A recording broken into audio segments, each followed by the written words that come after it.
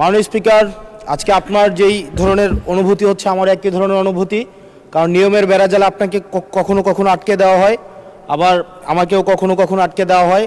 আসলে নিয়ম হচ্ছে অলওয়েজ রোলার্স যারা তাদের অনুসারেই হচ্ছে নিয়মটা চলে।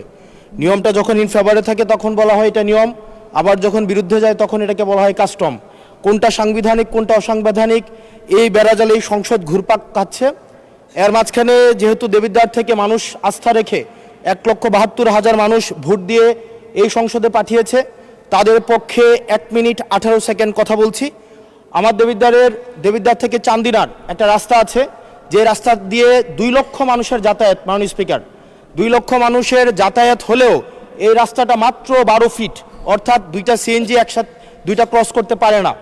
আমাদের ওখানে 11টা ইউনিয়নের মধ্য দিয়ে রাস্তাটা গিয়েছে।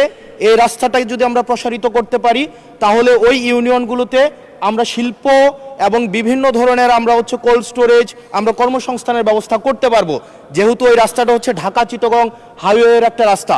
এবং এই রাস্তাটা যদি আমরা প্রশস্ত করতে পারি তাহলে আমাদের কুমিল্লা থেকে, আমাদের ঢাকা থেকে যে সিলেটের যে যাতায়াত, সেই যাতায়াত হচ্ছে আমাদের 40 কিলোমিটারের মতো কমে যাবে।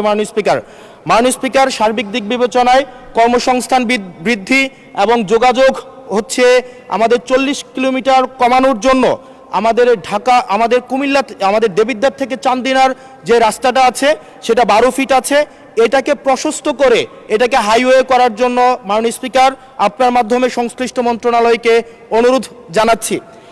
আর মাননীয় স্পিকার, আশা করি আপনার মধ্যে যে অনুভূতি হচ্ছে প্রথমবারের মতো আমাদের এই যে সাংবিধানিক এই যে একটা মারপ্যাচের মধ্যে আমাদেরকে রাখা হবে না। আমাদের